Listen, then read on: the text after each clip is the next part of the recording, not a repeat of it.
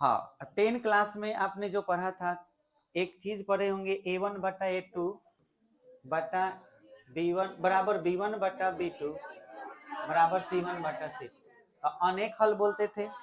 अगर ये बराबर नहीं हो तो क्या बोलते थे? कोई हल नहीं बोलते थे। और अगर ये बराबर नहीं हो तो कोई हल नहीं। 3 गो हल पढ़ते थे, जिसमें से अगर कोई हल नहीं रहता था तो उसको असंगत हल बोलते हैं। अनेक हल हो या चाहे एक हल हो तो उसको कौन सा हल बोलते हैं? संगत हल। तो संगत हल अगर हम बोलते हैं तो उस कंडीशन में संगत हल आता कैसे था? तो A1 by A2 is not equal to B1 by B2 होता था, तब हम क्या बोलते थे? संगत। माने कोई एक हल आता था, इसका अद्वितीय हल आता था, तो बोलो इसको संगत हल बोलते हैं कि नहीं? अगर संगत हल बोलते हैं और हमारा समीकरण है A1x plus B1y plus C1 बराबर 0, है ना, A2x plus B2y plus C2 बराबर 0। इसको बनाने के लिए x और y का एक आंसर आता है, अगर एक हल आता है, तो ऐसा होने के लिए क्या जरूरी है? A1 बटा A2 is not equal to B1 बटा B2। अगर आप इसे तिरछा गुना कराएं जैसे A1 में B2 से, तो A1 B2 is not equal to A2 B1। आइए इधर आएगा तो A1 B2 minus A2 B1 is not equal to 0। इसी का नाम डिटर्मिनेंट है, इसी को हम लोग डिटर्मिनेंट बोलते हैं। A1 A2 B1 B2 is not equal to 0। देखिए तो A1 में B2 से गुना करो माइनस A2 में B1। बात बुझाया? यानी सारणी का मान कभी 0 नहीं है, और इसी को हम लोग डिटर्मिनेंट A या डेल्टा बोलते हैं। तो डिटर्मिनेंट A का मान 0 के बराबर नहीं आए तो कौन सा हल? संगत हल। और 0 के बराबर आ जाए तो ये तो बुझा गया कि हल की पहचान कैसे करेंगे, संगत है कि असंगत है। जैसे एग्जाम्पल के तौर पे एक बताइएगा जो पूछ रहे हैं। मान लीजिए कि आपसे हमने पूछा, इस सवाल को देख करके बताना है संगत है कि असंगत, जो भी सवाल दिखा रहे हैं।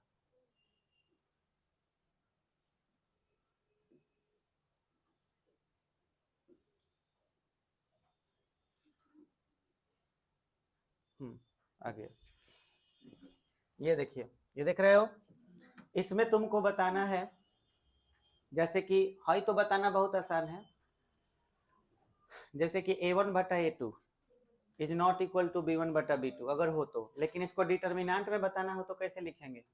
पहले लिख लेंगे A बराबर, है ना, डिटर्मिनेंट में लिख लेंगे, डिटर्मिनेंट A ऐसे लिखेंगे, डिटर्मिनेंट A।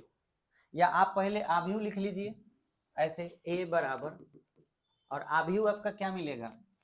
1 2 2 3 मिलेगा, 1 2 2 3। और इससे मैं कहा कि डिटर्मिनेंट निकालो तो कितना आएगा? 3 माइनस 4 कितना आया? संगत की असंगत? असंगत। 0 आ गया तो असंगत, 0 नहीं आया तो हम लिख सकते हैं इज नॉट इक्वल टू 0, इसलिए संगत हल है। संगत हल है मतलब इसका आंसर निकलेगा कि नहीं निकलेगा? निकलेगा। ये बात बुझाया? अगर हम आपसे ये बोले हाई वाला सवाल, जैसे ये 6 नंबर देख रहे हो, 6 नंबर में A के मान बता सकते हो?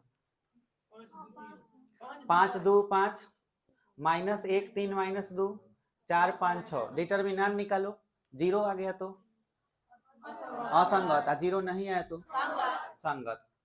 यहाँ पे इसमें बताओ तो A का मान क्या होगा? 3 2 3। गलत बोले, ठीक से देखो, जो x के साथ रहे वो C1 होता है, और जो y के साथ हो वो C2, और जो z के साथ हो, ठीक से देखो, x के साथ यहाँ 3 है पर यहाँ x फैला ही नहीं है तो उसके जगह पर 0 लिख देना है। तब बोलो C1 में क्या क्या आएगा? 3 0 3। C2 में -1 2 -5, C3 में -2 -1 -5। अब आप डिटर्मिनेंट, हाँ 0, जे ढाई नहीं था 0।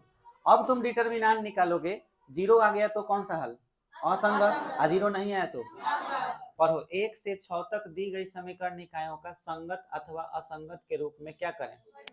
सिर्फ इतना ही करना है कि 1 से 6 तक में संगत चेक करना है, असंगत चेक करना है। करने आ जाएगा कि नहीं? आ जाएगा। ये 10 क्लास का चीज था जो डिटर्मिनेंट के फॉर्म में दिया हुआ है और कुछ नहीं। नया क्या पढ़ना है वो अब पढ़ाने जा रहे हैं। कौन वाला? उसका जरूरत ही नहीं है, बड़ा जरूरत उसका क्या नहीं पढ़ा, तो उसका कोई जरूरत नहीं है। हमको खाली डिटर्मिनेंट से मतलब है। डिटर्मिनेंट का मान 0 आया तो हल नहीं है, माने असंगत है। 0 नहीं आया तो संगत, 0 आ गया तो संगत, असंगत। बोलो बुझा गया? 0 नहीं आया तो क्या? 0 नहीं आया तो संगत, 0 आ गया तो हाँ।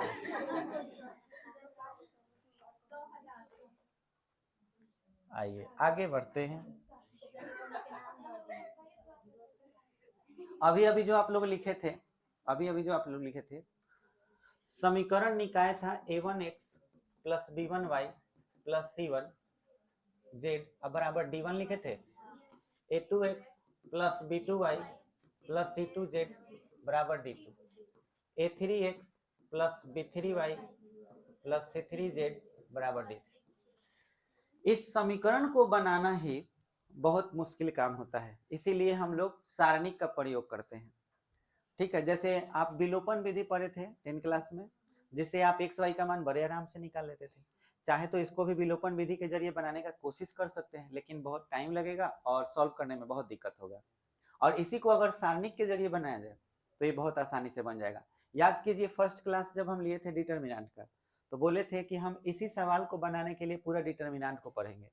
समझ में आया? और जितना आज तक पढ़ाई किए उस सब का यूज जो है इसमें हम लोग करेंगे और एक्स वाई जेड का मान निकालेंगे। कैसे निकालते हैं उसको समझने के लिए सबसे पहले आप ये समझिए, कैटेगरी वाइज बांटने के लिए, कि हम एक आव्यूह का निर्माण करते हैं ए का, और वो ए एक्स वाई और जेड से प्राप्त होता है। तो एक्स का गुणांक क्या होगा? a1 a2 a3, ये b1 b2 b3 c1 c2 और c3। और इसके बाद हम लोग b का मान जो लिखते हैं, b अपने से खुद से हम मान लिए हैं कि जो बराबर में कांस्टेंट है वो b रहेगा। ठीक है, तो b का मान क्या होगा? d1 d2 d3। एक ये अवयव बन गया। और जो छोटा x छोटा y z है इसको हम लोग कैपिटल X मानेंगे, x y और z। अगर दो चर वाला रहता तो x बराबर क्या लिखा जाता? खाली x y। और तीन चर वाला रहेगा तो x y z। बात समझ में आया? अब बहुत इंटरेस्टिंग चीज, आपको ऐसा नहीं लग रहा कि अगर हम इससे इसमें गुना कराएं तो फिर से यही आ जाएगा?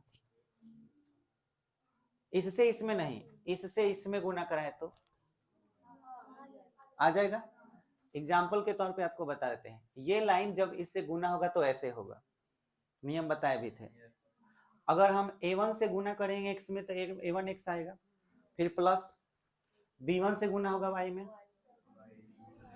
b1 y आ रहा है, प्लस c1 z। अब बराबर में कौन रहेगा? b। तो बोलो ये बराबर आ जाएगा। ऐसा कब हो रहा है? जब a में x से गुना कर रहे हैं तो वो किसके बराबर आ जा रहा है? b के बराबर। तो ये समीकरण निकाय के बराबर हो जा रहा है। और हमारा मकसद है किसका मान निकालना है? x का। तो x बराबर अगर निकालना है तो a को इधर लाओ, b बाई और a ऊपर जाएगा तो a इनवर्स हो जाएगा। तो क्या x बराबर a इनवर्स b बोला जा सकता है? तो इस तरह से ये फॉर्मूला हो गया a इनवर्स b। ये समझ में आया? ये फॉर्मूला समझ में आया? x बराबर फॉर्मूला क्या हो गया? a inverse b। और इसी फॉर्मूला का प्रयोग करके हर एक सवाल हम लोग को बनाना है।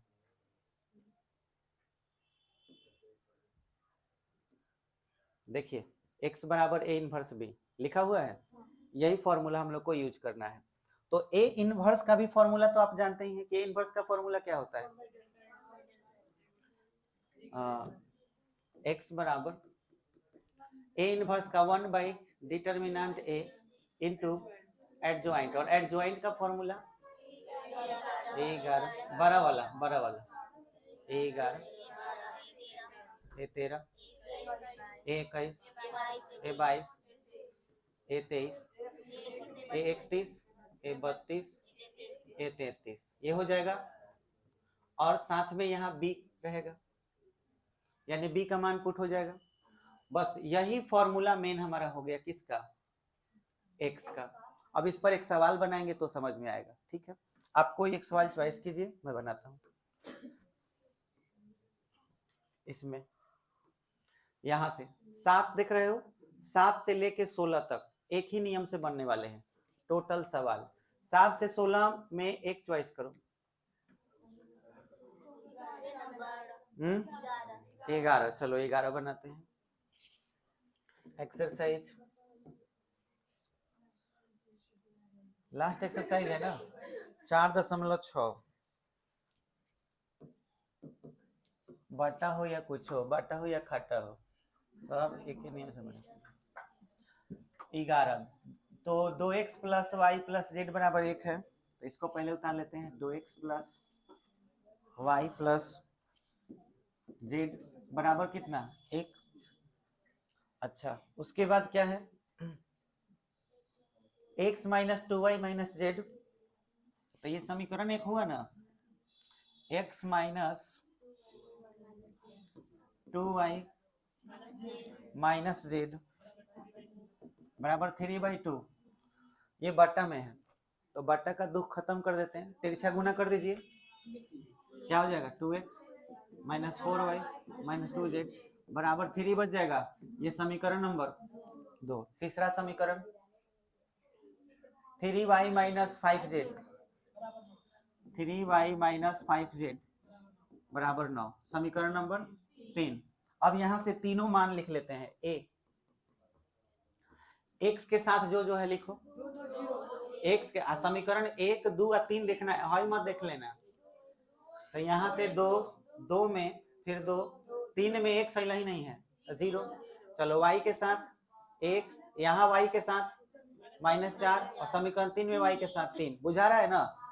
अच्छा, z के साथ देखो 1, यहाँ z के साथ -2 और यहाँ z के साथ -5, ये a का मान हो गया। अब निकालेंगे b का मान। b का मान मतलब जो बराबर में हो, तो बराबर में यहाँ 1, यहाँ पे 3, फिर यहाँ 9। अब x का मान, ये तो सिंपल है x y z, ये तो ऐसे ही लिख देना है, बुझा गया।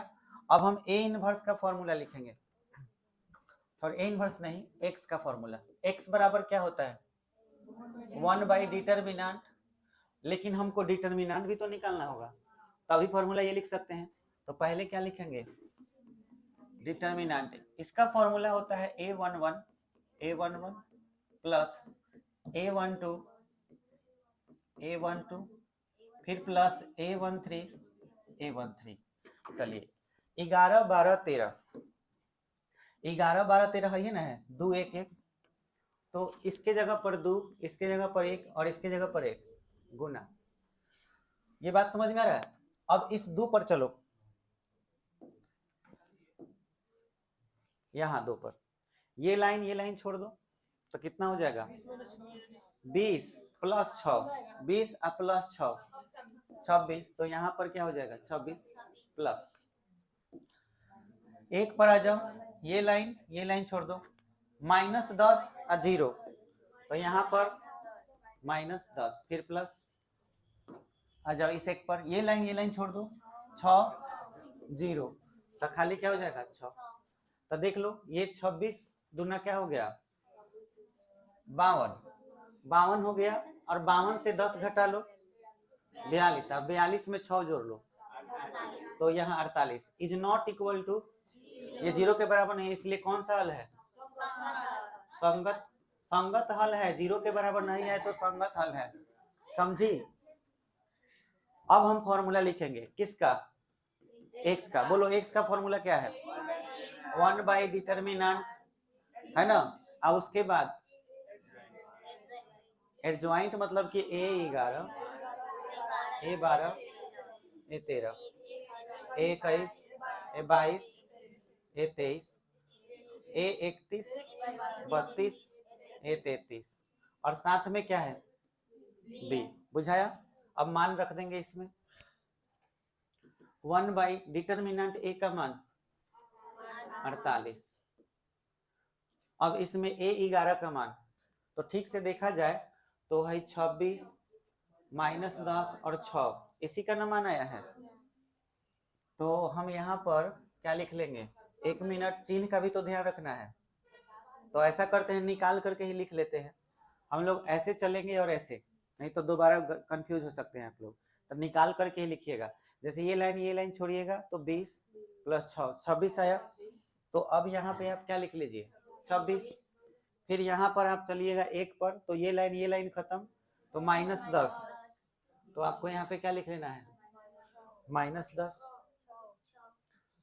समझ में आ रहा है? एक मिनट, गलती कहीं हुआ है क्या? गलती हुआ है? जैसे कि A11 का मान हम 26 लिखे हैं, उसके बाद A12 का मान लिखना था ना। तो A12 जब हम निकाले हैं ये लाइन, तो वैल्यू कितना है -10 1, तो -10 आया है। -10 तो आया है, लेकिन आप ध्यान दीजिए कि 12 कौन सा स्थान है 1 2 20वां स्थान है, तो एक और माइनस आएगा, तो जिसकी वजह से ये क्या हो जाएगा प्लस। बोलो समझ में आया? तो ये सब क्या होगा जोड़ाएगा। यहाँ पर बोलो क्या लिखाएगा टोटल 52 और 10 कितना हो जाएगा 62 6 68। तो यहाँ पे 68 लिखाएगा इज नॉट इक्वल टू 0। क्या बुझाया कि हम क्या छोड़ रहे थे? चिन्ह छोड़ रहे थे। चिन्ह अगर छोड़ देंगे तो एकदम गलत होना तय है। समझ में आया? अच्छा, अब यहाँ पे अभी -10 लिख रहे हैं, बाद में ना चिन्ह बदलते हैं। हाँ यहाँ पे 68 होगा, यहाँ पे 68। बोलो क्लियर हुआ? चिन्ह बाद में बदलते हैं, ये याद रखना है, तो गलती नहीं होगा। चलिए अब इसके लिए 6, तो यहाँ पे क्या आ जाएगा 6। आइए इसके बाद क्या कीजिए, ये यहाँ पे चलिए, तो ये लाइन खत्म, तो -5 -3 कितना हो जाएगा -8। फिर -10 और 0, तो क्या हो जाएगा -10। फिर यहाँ से आइए ना, ये लाइन खत्म, तो 3 दूना 6, तो 6 हो जाएगा। फिर ये लाइन खत्म, -2 + 4 -2 + 4 -2 + 4 का मतलब कितना 2 हो जाएगा। अच्छा, इसके बाद ये तो हो गया, ये लाइन और ये लाइन खत्म, -4 -2 -4 -2। एक मिनट, सब लास्ट वाला वैल्यू ना करना है। ये तो हो गया ना, कौन सा वैल्यू बाकी है? यहाँ तक हो गया। अच्छा हाई वैल्यू बाकी है, हाँ ठीक ठीक ठीक है, ये वाला 3 का चल रहा था। ये लाइन छोड़ दिए, तो -4 -2 -6। लास्ट ये लाइन छोड़ दो, तो -8 -2 -10। अब चिन्ह बदल लो, विषम स्थान है, प्लस प्लस माइनस प्लस। यहाँ b का मान पुट कर लेंगे। b का मान यहाँ 1 3 9, तो यहाँ पर 1 3 9 आ जाएगा।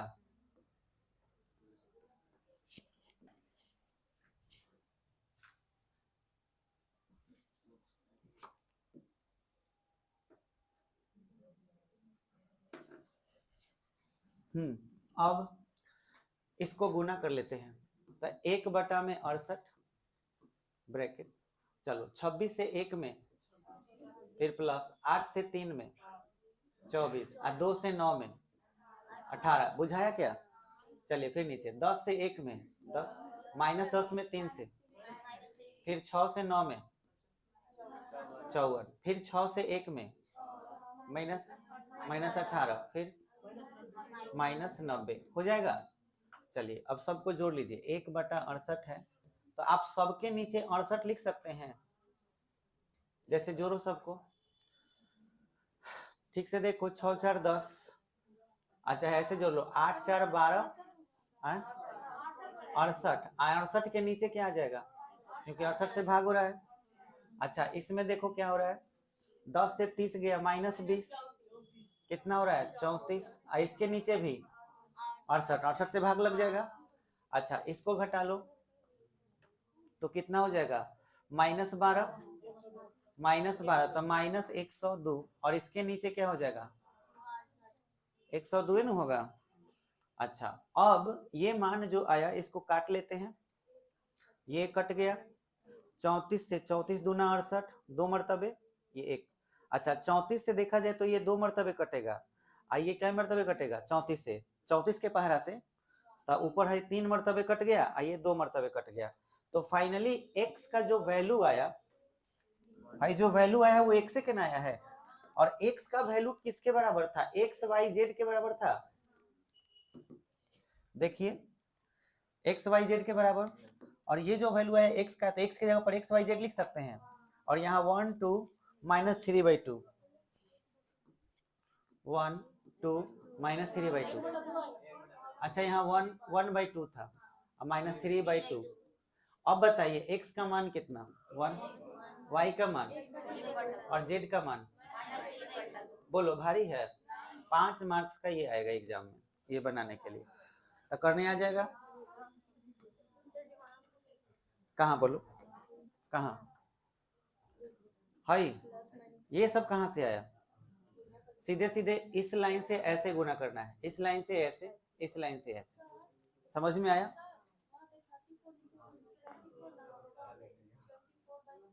कहाँ पर बोलो, हाई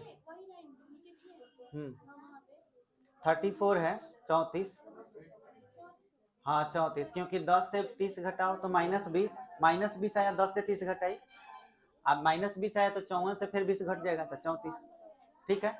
और कहाँ डाउट है बोलो, तुमको सीधे सीधे ऐसे गुना करा के लिख देना है जोड़ के रूप में, समझ में आया। और एक्स वाई जेड का, अच्छा एक बात बताओ, अगर मैं यही सवाल इसके लिए बोलता 2 चर के लिए तो कैसे बनाते, सेम चीज बनेगा, खाली एक ही को चीज कम हो जाएगा, खाली जेड वाला कम हो जाएगा, तो ये और आसान है। तो 7 से लेके, अब ठीक से देखो 15 16 को ठीक से देखना, ये तुमको कंफ्यूज करने के लिए इसे लिखा हुआ है, लेकिन कंफ्यूज नहीं होना है। देखो ठीक से देखोगे तो तुमको कंफ्यूज करने के लिए ए का मान अलग से दिया है, और ठीक से देखोगे तो यही चीज यहाँ है 2 3 1, तो हई काहेला दे दिया बिना मतलब के, जब हम जानते हैं कि बना दे, तो ये तुमको कंफ्यूज करने के लिए ऐसा लिखा हुआ है, बनाना इसको है, समझ में आया। इसको पढ़ने की कोई जरूरत नहीं है, सीधे सीधे यहाँ इसको देख करके बना देना है 15 नंबर, ठीक है। और 16 नंबर देखिए, प्याज गेहूं और चावल, 4 किलो प्याज है, गेहूं 3 किलो है और 2 किलो चावल, एकर मूल्य कितना है, तो सुनो 1 किलो प्याज के दाम x मान लेना, 1 किलो गेहूं के दाम y, 1 किलो चावल के दाम, अब समीकरण इतना मान लिए कि माना कि 1 केजी प्याज का मूल्य बराबर x रुपया, उसी के नीचे लिखना है 1 केजी गेहूं का मूल्य बराबर y रुपया, 1 केजी चावल का मूल्य बराबर, अब सीधे सीधे 4x + 3y + 2z बराबर 60, फिर दूसरा समीकरण 2x + 4y + 6z बराबर कितना 90, और 6x + 2y + 3z बराबर क्या चीज 70, बुझा गया। इसको भी a और b और x निकाल करके वैल्यू निकाल देना है, आंसर बोलो खत्म हो गया। तो यहाँ तक आपको कल किसी तरह सॉल्व कर लेना है, अगर कोई डाउट रहा तो कल डाउट पूछ लीजिएगा, कल डाउट सेशन चलेगा पूरा डिटर्मिनेंट का, कल ही डाउट ही चलेगा, और परसों जो है ना टेस्ट हो जाएगा।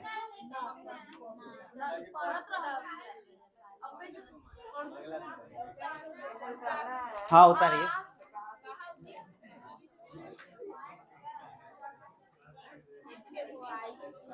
और पीछे